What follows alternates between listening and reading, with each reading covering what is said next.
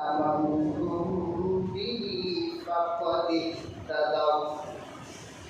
যদি তারা সাহাবীদের মতো ঈমান আনতো তাহলে তারা হেদায়েত প্রাপ্ত হয়ে যেত। হাজিরিন, সাহাবীদের ঈমান কেমন ছিল? সীসা ঢালা প্রাচীরের মতো। সাহাবায়ে কেরাম ঈমান আনার পর তাদের যেই নির্যাতন করা হয়েছে, তারা যেইভাবে নির্যাতিত হয়েছে, ওই রকম নির্যাতন যদি আমাদের করা হতো তাহলে এক মুহূর্তে দল পাল্টানো আমাদের পক্ষে ব্যাপার ছিল না। 100 টাকায় তো দল পাল্টাই। আর সাহাবায়ে কেরাম এমন নির্যাতন সহ্য করেছেন, ধন সম্পদ তাদের থেকে কেড়ে নেওয়া হয়েছে, ঈমানের উপর অবিচল ছিলেন। হযরত আবু বকরের ব্যাপারে বলা আছে, হযরত আবু বকরের ঈমান এমন ছিল, যদি হযরত আবু বকরের ঈমান এক পাল্লায় দেওয়া হতো, গোটা জমিনের সমস্ত মানুষের ঈমান আরেক পাল্লায় দেওয়া হতো, তাহলে হযরত আবু বকরের ঈমান পাল্লা ভারী হয়ে যেত।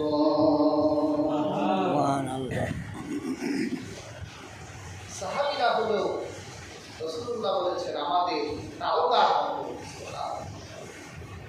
আল্লাহর হাবিব বলেন, আসহাবী কানুজুম বিআইয়িহিম ইহতাদাইতু। আমার সাহাবীরা আকাশের তারকার মতো। যদি তোমরা একজন সাহাবীকে অনুসরণ করো তাহলে তোমাদের একজন সাহাবী তোমাদের হেদায়েতের জন্য যথেষ্ট হবে। যদি একজন সাহাবী অনুসরণ করি তাহলে একজন সাহাবী আমাদের হেদায়েতের জন্য যথেষ্ট। রাসূল বলেছেন, সাহাবীরা কিসের মতো? আকাশের তারকা। সমুদ্রে যখন নাবিকরা বের হয়, পথ চেনার জন্য আকাশের তারকাকে তারা দিকপাল হিসেবে গ্রহণ করে। এরপর তারকা দেখে তারা দিক নির্দেশনা নিয়ে চলে। হাজিরিন, আমাদের ফিতনা ফাসাদের এই যুগে যদি আমরা আল্লাহ হাবিবের সাহাবীদেরকে আমাদের দিকপাল বানাই আকাশের তারকার মতো, তাহলে পৃথিবীর কোনো ফিতনায় আমরা নিমজ্জিত হব না।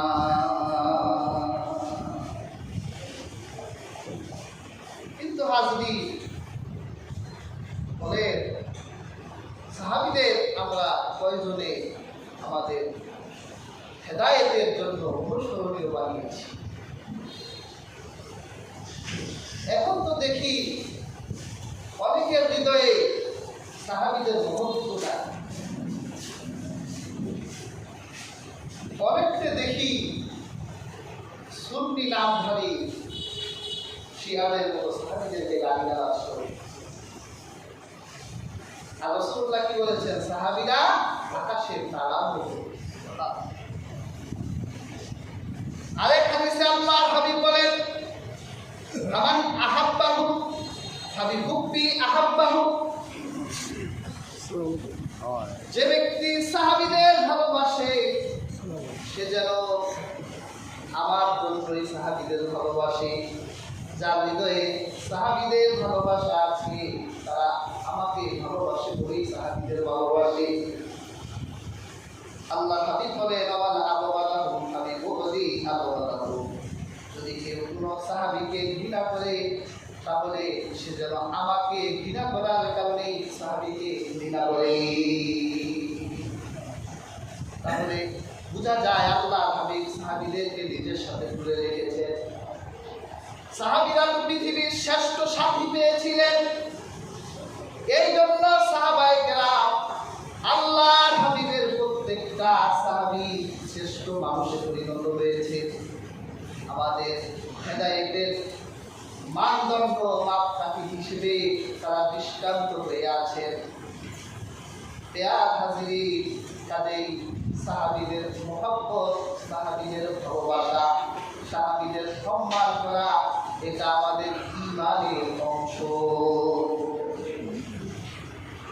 ইমানের বিশুদ্ধ অংশ। আল্লাহ হাবিবের কোন সাহাবীর ব্যাপারে মন্দ ধারণা করা যাবে। তবে সাহাবীদের মর্যাদা স্তর রয়েছে, তারতম্য আছে। আল্লাহর হাবিবের প্রায় 1,24,000 সাহাবী ছিলেন। কত লক্ষ? 1,24,000 সাহাবী আমার ছিলেন। এই সাহাবীদের মধ্য থেকে আহলে সুন্নাহ ওয়াল জামাতের ইজমা হলো হযরত আবু বকরের মর্যাদা সবচেয়ে বেশি। সুবহানাল্লাহ। আবু বকরের নাম শুনেছেন? জি, নাম শুনেছি। সুবহানাল্লাহ। কি সাহাবী ছিলেন তিনি! তার মর্যাদা এত বেশি বলেছে, সমস্ত নবীদের পর মানুষের মধ্যে হযরত আবু বকরের মর্যাদা সবচেয়ে বেশি। সুবহানাল্লাহ। আল্লাহর হাবিব তাকে আতিক বলেছেন। আবু বকরের একটা নাম হলো আতিক। আল্লাহর হাবিব আবু বকরকে আতিক বলেছেন। আতিক শব্দের অর্থ হলো যে জাহান্নাম থেকে মুক্ত হয়ে গেছে, যে জান্নাতি হয়ে গেছে, যে জাহান্নাম থেকে মুক্তি লাভ করেছে, সেই ব্যক্তি হলো হযরত আবু বকর। আবু বকরকে আমার নবী আরেকটা সম্মান দিয়েছেন, উপাধি দিয়েছেন। তার আরেকটা উপাধি হলো তিনি সিদ্দিক। আমরা তো যে সে নামের সাথে কি লাগাই? সিদ্দিক লাগাই। অমুক সিদ্দিক, অমুক সিদ্দিক, অমুক সিদ্দিক।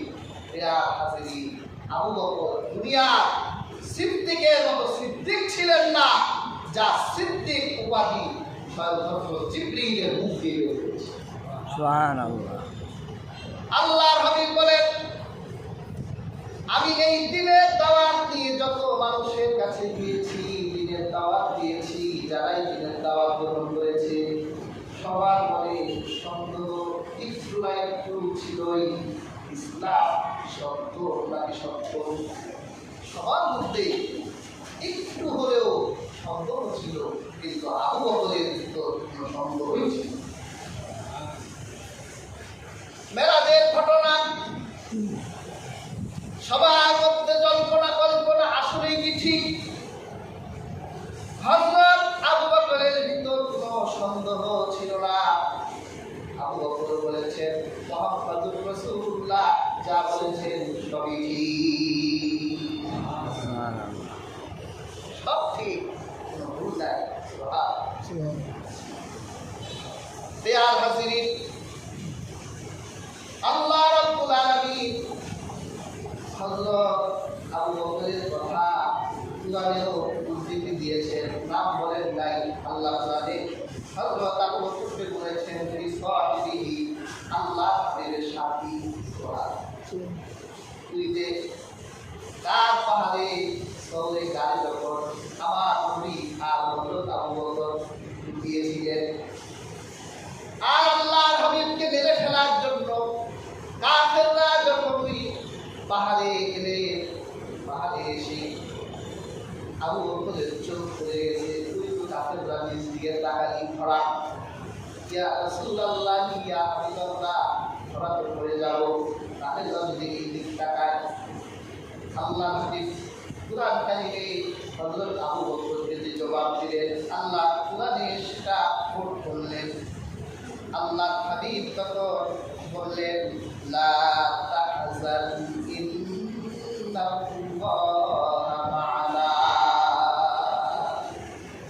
আবু বকর সে তার সাথীকে বলল, লা তাহজান, ভয় পেও না, আল্লাহ আমাদের সাথে আছেন। আল্লাহ কুরআনের সূরা লাইলের গোটা সূরাতে আল্লাহ আবু বকরের শানে নাযিল করেছেন। ইবনে আসাকির তার ইসলাম গ্রহণ করেছিলেন সেই দিন আবু বকর ছিলেন 40,000 দিরহামের মালিক।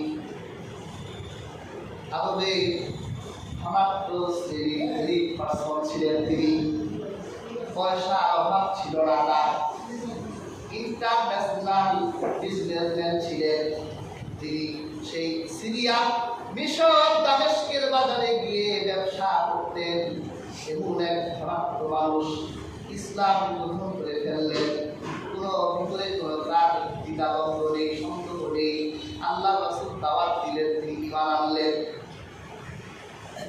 এত সম্পদের মালিক আবু বকর এবং দানশীল ছিলেন, এত দান করেছিলেন তিনি।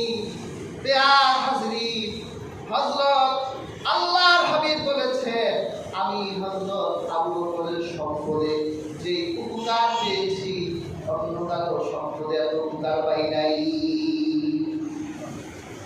আবু বকরের সম্পদে যে উপকার পেয়েছি, সব দুঃখের দ্বারা আবু বকর আমার পাশে অর্থ দিয়ে সহযোগিতা করেছেন। মা আয়েশা বলেন, 7 জন গোলামকে তিনি আজাদ করেছিলেন, যে 7 জন গোলামের মালিক খুব অত্যাচার করত দিন গ্রহণের জন্য। এর মধ্যে একজন গোলাম ছিলেন হযরত বেলাল। হযরত আবু বকরের পয়সায় হযরত বেলাল গোলামের জিন্দেগি থেকে বেঁচে গিয়েছে। সেই ইথিওপিয়া, আফ্রিকার দেশ, ওই সময় হাবশি বলা হতো। এই কালো বেলাল, চেহারাটা তার কালো, শরীরের রং তার কালো, চেহারায় কোনো সৌন্দর্য ছিল না। যখন তিনি ঈমান আনলেন, তার মালিকের নাম ছিল উমাইয়া ইবনে খালাফ, মুনাফিকদের নেতা।